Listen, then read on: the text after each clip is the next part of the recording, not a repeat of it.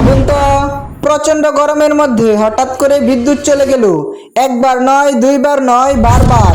বর্তমানে বাংলাদেশের বিভিন্ন এলাকায় এমন পরিস্থিতি তৈরি হয়েছে। কিন্তু প্রশ্ন হলো, হঠাৎ করে এত লোডশেডিং কেন? এর অন্যতম বড় কারণ হলো গ্যাসের সংকট।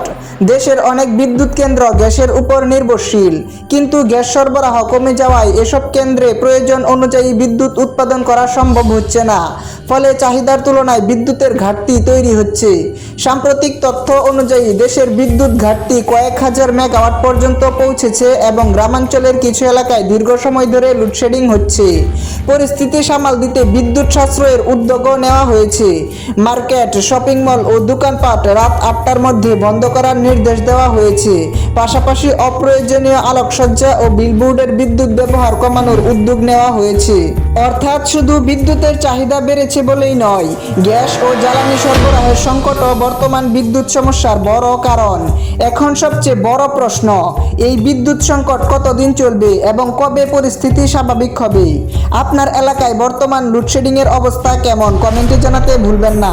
আর এমন গুরুত্বপূর্ণ তথ্যমূলক ভিডিও পেতে এখনই আমাদের সাবস্ক্রাইব করে রাখুন।